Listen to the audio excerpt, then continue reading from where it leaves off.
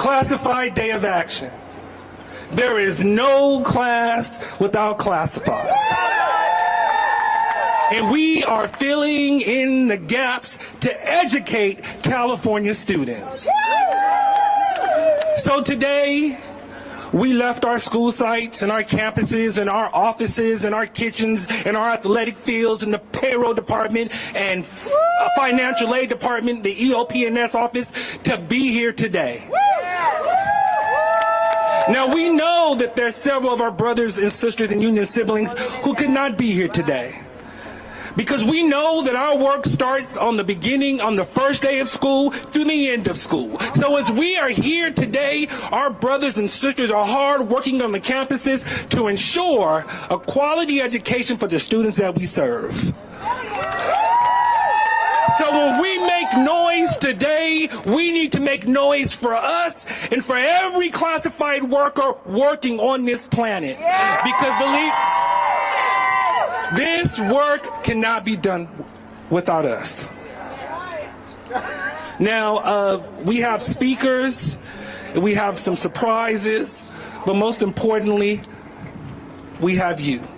For those who don't know me, I am Carl Williams. I am the proud president of the Lawndale Federation of Classified Employees.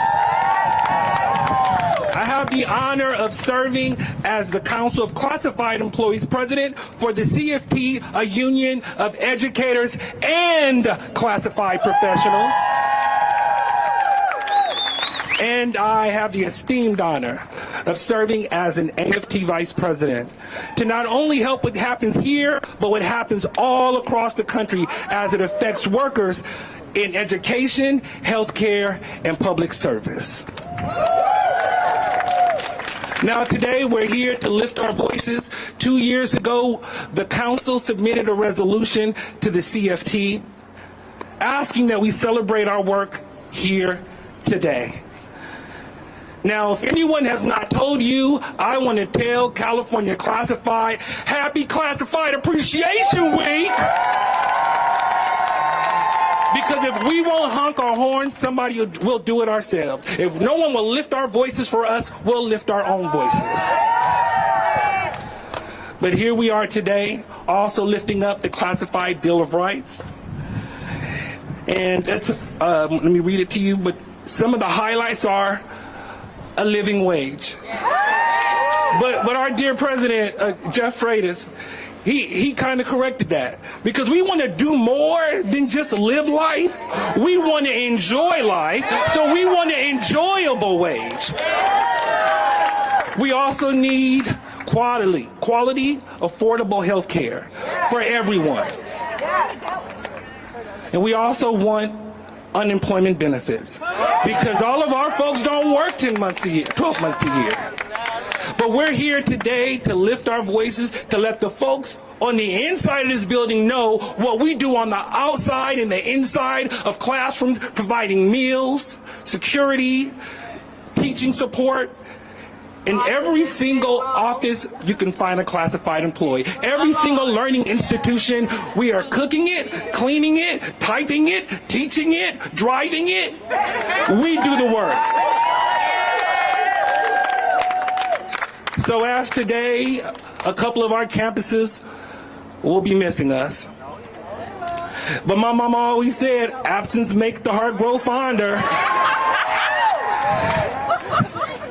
And mama's right. Mama's always right. No class without classified, brothers and sisters. It's not a threat. It's a fact. And I'd like to thank our brothers from CSCA who have joined us here today, because our fight is your fight. Our issues are your issues. And I'd love to thank and welcome our folks from the ECK-12 Council who joined us here today. Folks, we have retirees here today. We have community college folks here today, because this rally is not just for classified. Like I say, it's for classified and everybody who claimed to love us. So we know there's some folks who aren't here today, but we know that they're here in spirit. So I'm going to serve as MC, and I'll be moving the day along. But thank you so much for being here. Because we know that things don't get done when we're not there. And we don't always get a substitute when we're gone. So we know the work that we didn't do today will probably be there tomorrow. But guess what? This is what we do because we're classified.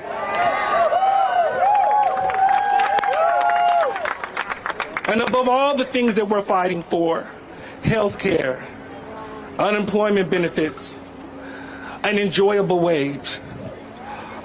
There's one thing that don't cost money, and I see it on the CSCA signs. We want respect. My mama always also said that respect doesn't cost anything, and we want to be honored for our work. We want to be respected for our role in student success. So brothers and sisters, once again, thank you for joining us in this hot summer day. Not a summer day, it's almost summer. It feels like summer. But we are going to move the agenda along, and I'll jump in and I'll say a couple of things. But the first thing I want to do, when I say no class, you guys say without classified. There is no class. Without classified. There is no class. Without classified. You better believe it. You better believe it. Because believe me, there's somebody somewhere in this moment looking for one of us. But we're here lifting our voices.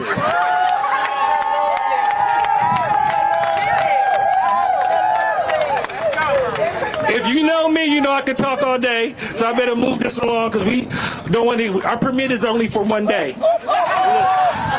Somebody get that for me. I think that might be something important. So our first speaker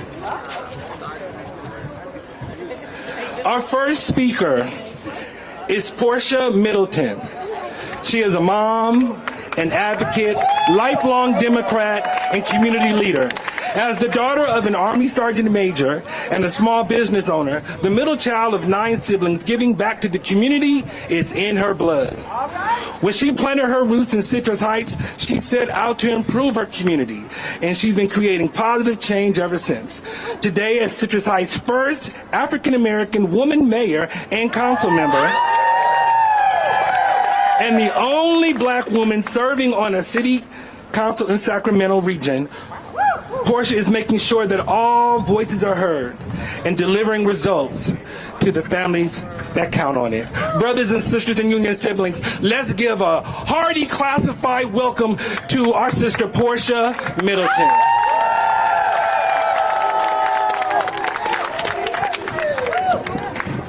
Thank you, everyone. As you know, my name is Portia Middleton, and I'm here to support you today. I want to give a little bit of a backstory, right? We all know we're in a crucial time in history. Our State Department of Finance has instructed departments and agencies to freeze unnecessary spending while we face potential budget cuts to services for vulnerable populations in our state. It's unacceptable. Look, I can speak to you as a mother of 2 boys, one who has special needs. You get my kid back and forth to school. You make sure he's fed. He's nonverbal. He has autism. You keep him safe. You make sure he gets from class to class. The work you are doing is incredible, and I wouldn't be able to stand up here today without you doing that work in those classrooms. So I know we have a long day ahead of us. We've got tremendous things we have to overcome, but I'm here to stand right here with you. Not today, not during an election cycle, but every single day from this point going forward. I've met a lot of you previously. A lot of you have come and talked to me. I've talked to you about the issues. I got a great understanding of it. And just know you have an advocate. I mean, being the middle child of 9, I have 8 brothers. Okay, I ruined my dad's football team. So obviously, I'm a good troublemaker, and I'm here to make good trouble with you. All right? Thank you so much.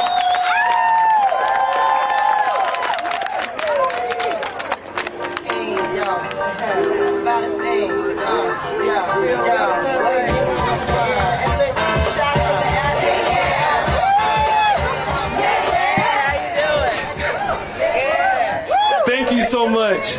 Thank you so much. Thank you so much, Portia, for joining us today. So now I have the esteemed honor of introducing someone who probably needs no introduction, but it's a formality. The next person I'll be introducing is the president of the American Federation of Teachers. Randi Weingarten. Randi Weingarten is president of the 1.7 million member of the AFT that represents teachers, paraprofessionals, school-related personnel, higher education faculty, nurses, other healthcare professionals, and public service employees. The AFT is dedicated to the belief that every person in America deserves the freedom to thrive, fueled by opportunity, justice, and a voice in our democracy. Prior to her election, the AFT President Weingarten served 11 years as president of the United Federation of Teachers, AFT Local 2, representing approximately 200,000 educators in New York City's public school system, as well as home child care providers and other workers in health, law, and education. I call her my sister, I call her my friend, and she is, well, she actually called me and Sarah Wofford the cool kids of the exec council, but without further ado, it is my esteemed honor, and I thank you. This woman travels everywhere across this planet, and she carved out time to be with us. Ladies and gentlemen, brothers and sisters, union siblings, Randi Weingarten!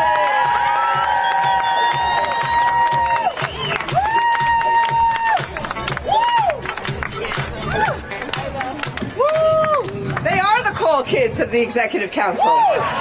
Sorry, Juan. Sorry, me. But they are. But look, let me just say this. Classifieds rock. It is, and I'm glad we brought the wind, so it's not like 95 degrees. In Portland, I see our folks from Portland. Yesterday it was about 50 degrees in Portland. Thank you, Sarah, for being here. But I wanted to be serious for a minute, which is that anyone who's been in schools, oh yeah, look, our kids. We are at the Capitol. I was going to say, I couldn't imagine you were waving at me.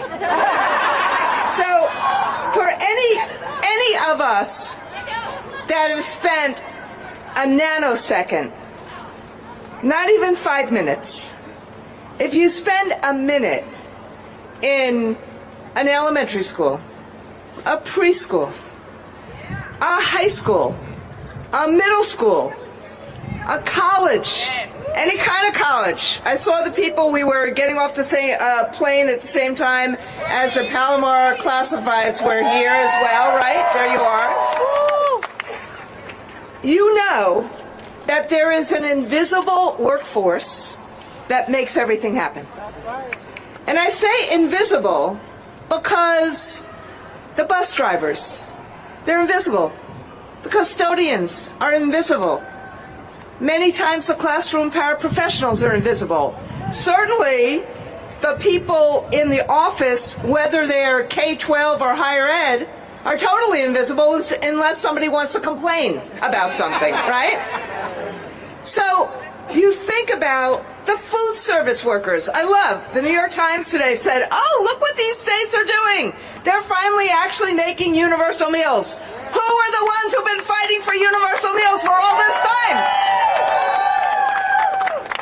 So part of the reason why I wanted to be here, since I cannot hip-hop or rhyme as great as Carl can, is that we need to make visible what's invisible.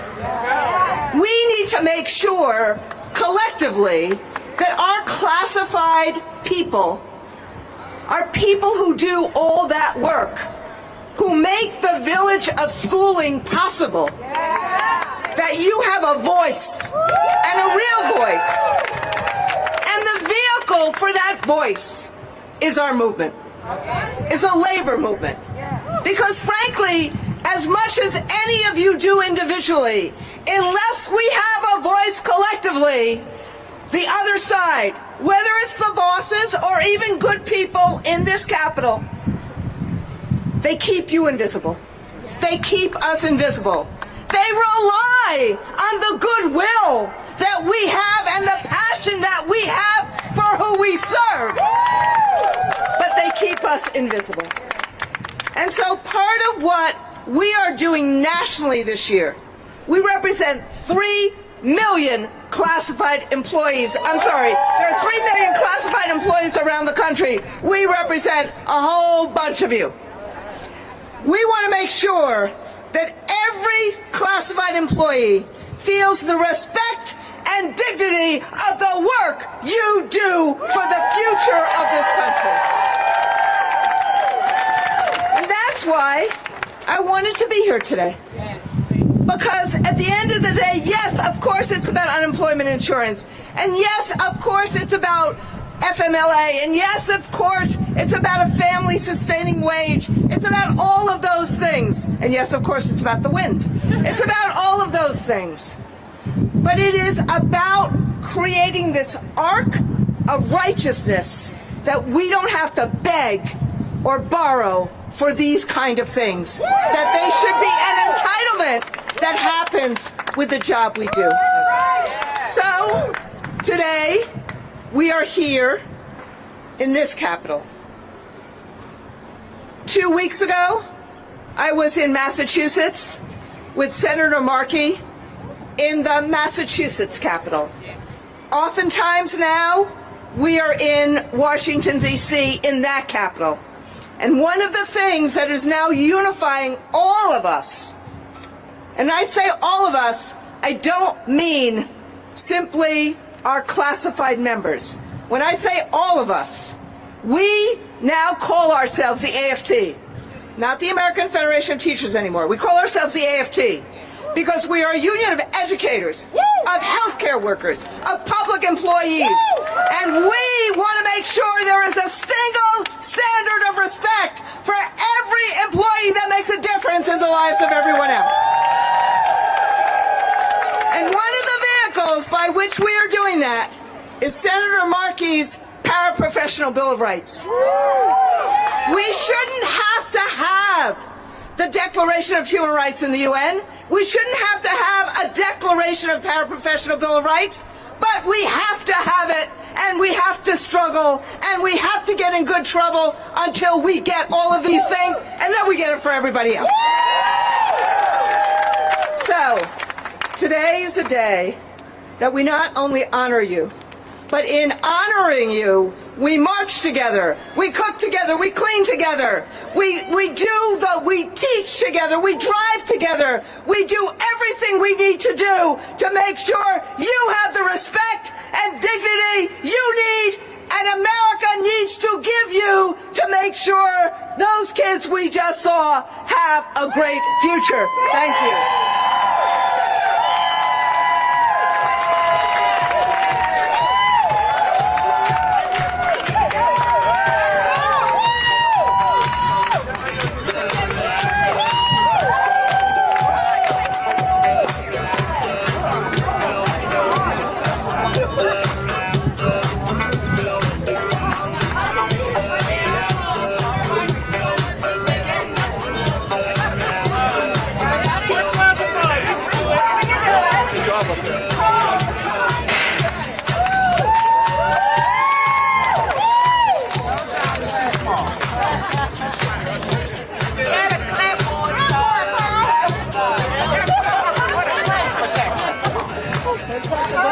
Thank you so much, Randi.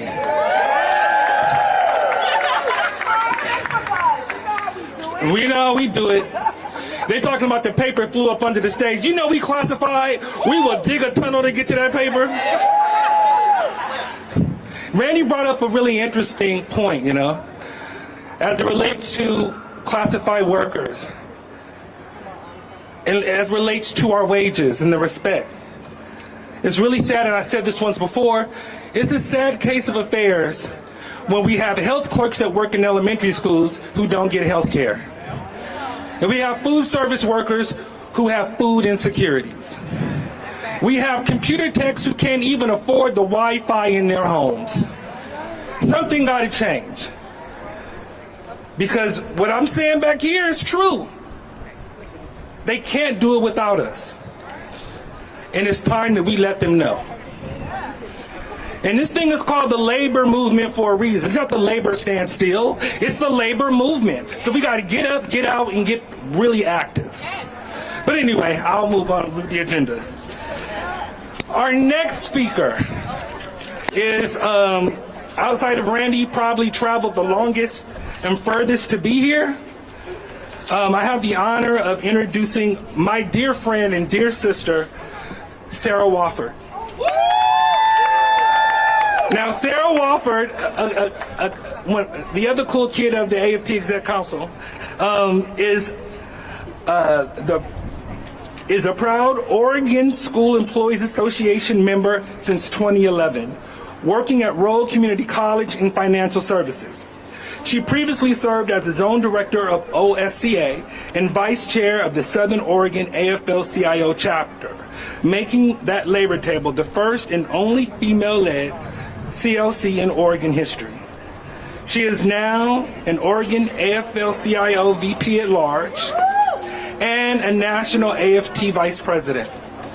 However, what brings her most joy and passion is being elected statewide president of the Oregon School Employees Association in 2022.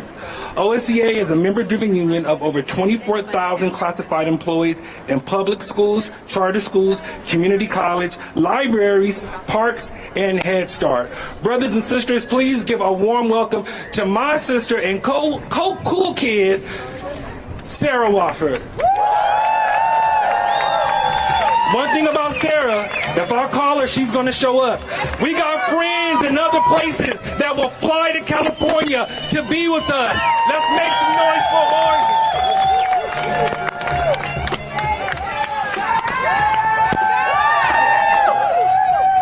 I don't know who put me after this one and Randy. Like, that was just setting me up. I don't know. So, hey!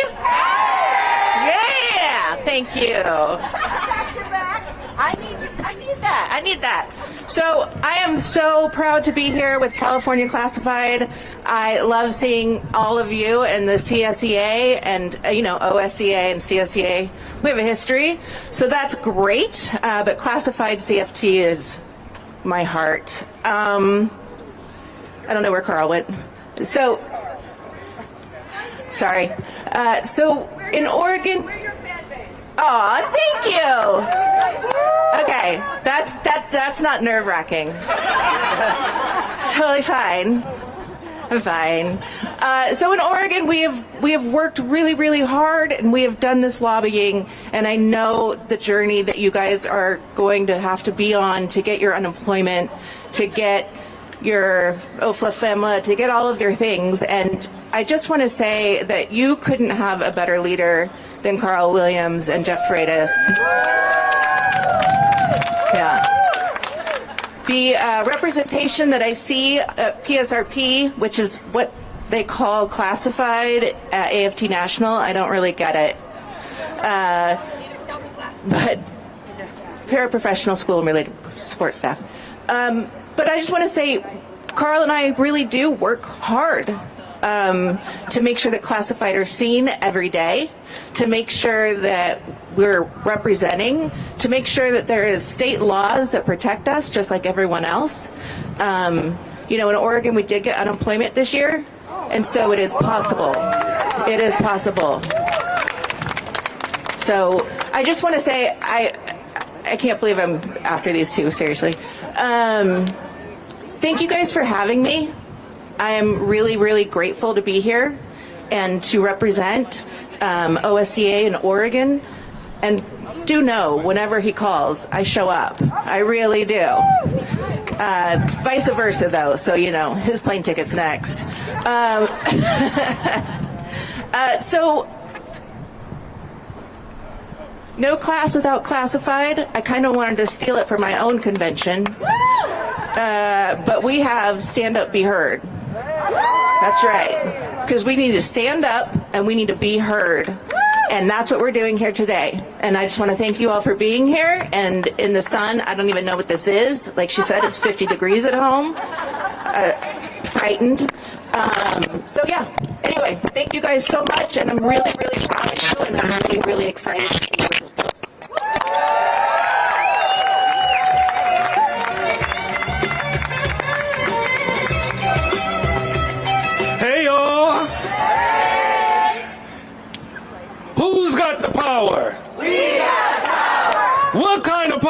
power? Union power.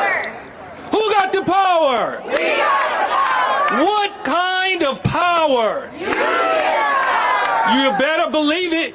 You better believe it. Thank you so much, Sarah. You know, Sarah and I, we have gone back and forth and supported each other, and I am just so honored that she would take a trip from her home state to be with us today. Thank you so much. So we are going to move the agenda along, brothers and sisters. Our next speaker, Christian Lopez. Christian Lopez is a 24-year-old student currently attending East Los Angeles College while also serving in the California National Guard. Thank you for your service. He is majoring in political science with a minor in history. He hopes to be transferring to the University of Southern California next semester. Brothers and sisters and union siblings, let's give it up for Christian Lopez.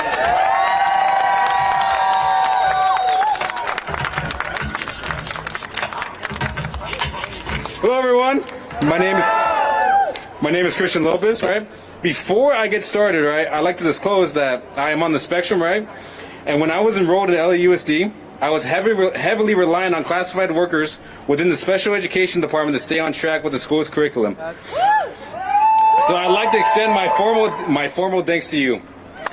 Your work matters. You are the lifeblood of our school system. I am set to graduate ELAC in 2 weeks, and I can't help but think about the many classified workers within LAUSD that helped and mentored me to ensure my success as a student through their diligent and unwavering work ethic. I formally began my education in ELAC back in 2019, but I did not become full-time until 2020. It was a classified worker that formally welcomed me and got me settled into my new environment, gave me settable classes, financial aid scholarships, and with clubs. Due to my obligation to the military at the time, I wouldn't really be at ELAC that much, opting to go online. That would change in the year 2022, when the work of classified workers would set me up for success in ways in which I could not even have imagined. For starters, I was interested in becoming a student athlete back in 2022, and it was a classified counselor that would help me see that go through. Although my time within ELAC's football team was inconsequential in itself, it would create another opportunity for me. Being on campus every day and being reliant on ELAC's Veteran Center more and more to pass the time between the weight room, team meetings, field work, and classes, I found myself very busy at that time. But on a quiet spring day, and what I've come to understand is possibly one of the most important days of my professional life, a classified worker working at ELAC's Veteran Center made me aware of an opportunity to study at Georgetown free of charge for his summer course. This program is called the Word Scholar Project. Along with working with other student veterans, which is always a treat for me, I would go on to meet a professor named Professor K, a retired general and former speechwriter for former President Barack Obama. He would go on to write me a letter of recommendation for USC, and I believe this would be my ace in the hole to get accepted. God willing, of course. In more recent events, I began my applications for UCs, Cal States, and other institutions. I was completely lost and overwhelmed when I began the process by the volume of work and all other things I needed to complete. But luckily for me, the many classified workers within the transfer center would assist me and guide me through the process, making it significantly easier and streamlined, ensuring my success as a transfer student. What I would like to conclude with is the acknowledgement of the work classified workers do every day. My success as a student is intrinsically connected to the many classified workers within East Los Angeles College.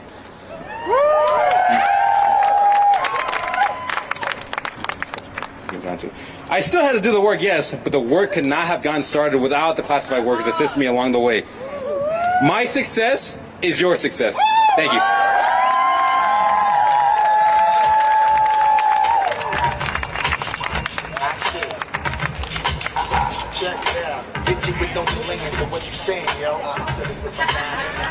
Hey! I just remembered something, and I'm sorry, I apologize, but I want to personally thank you all for the work you all did during COVID, because people need to understand that America's children, that this planet's children or students would not have achieved had it not been for the work of classified workers. Even though adapting was new for some folks, we always adapt every day. Because they have this thing at the end of our job description that say, other duties that you better believe it. But thank you so much, my brothers and sisters and union siblings who provided meals for not only our students, but for the families and the communities. Thank you for the computer techs that kept the electronic Zoom teaching going. If it weren't for the folks behind the scenes, the people in front of the scenes couldn't do their job. So thank you. And for the custodians, where the custodians at? Look, I'm a custodian by trade. I still can strip and wax the floor with the best of them. But thank you so much for the work that you did to ensure that campuses were clean, to curb the spread. And everyone else that really helped educate America's students through what's probably the worst time we'll ever know in human history, but in our history. But I would tell you this, that when the books are written and history is written about this COVID and the shutdown, we need to make sure that we are included, that people remember the work that we did. And give me my flowers today where I can smell them. Don't do something 30, 40 years from now. I thank you. America needs to thank you, because we would not have gotten through educating students without your work during the pandemic. Thank you over and over.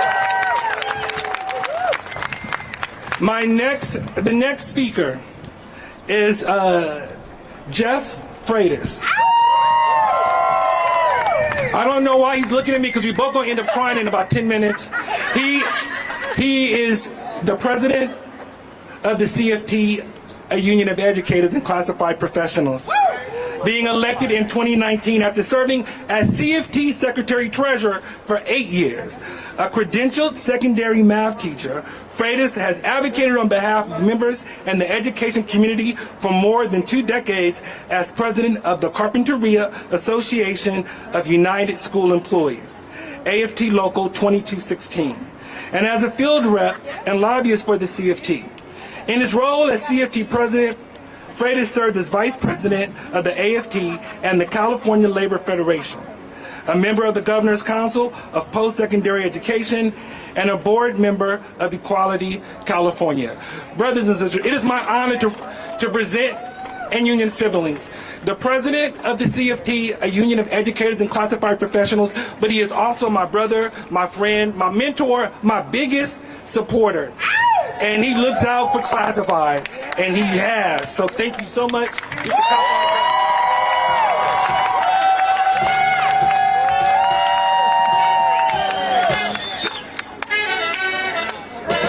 So I was going to take off my jacket, that's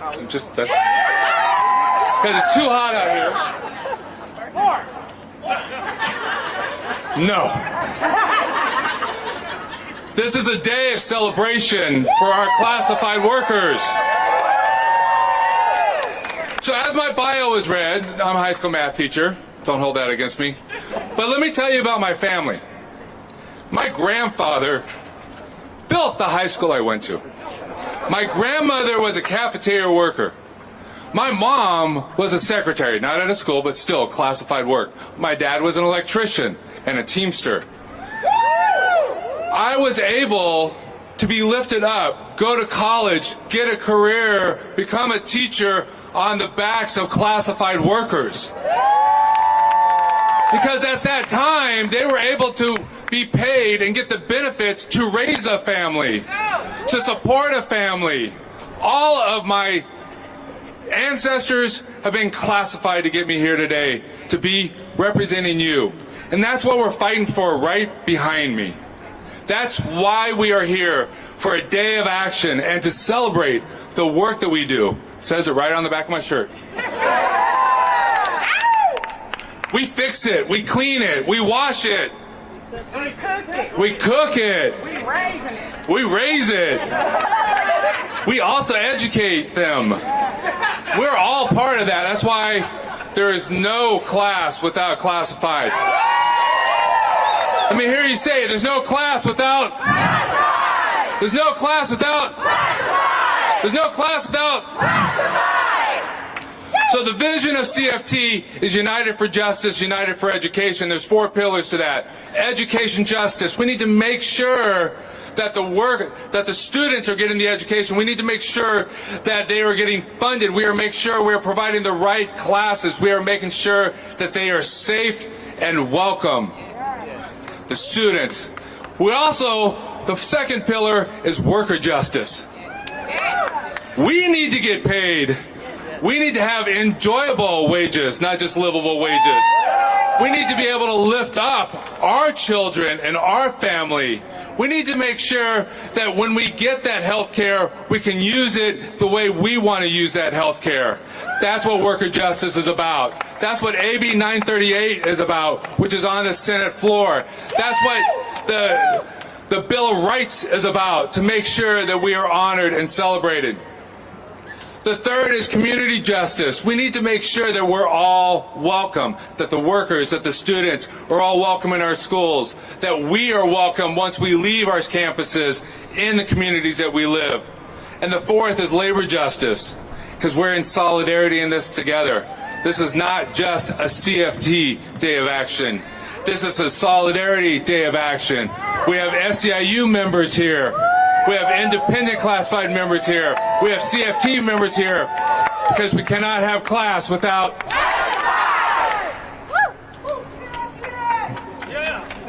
CSEA. We have to do this together, and we are doing this together. Through the House of Labor, we will win these fights.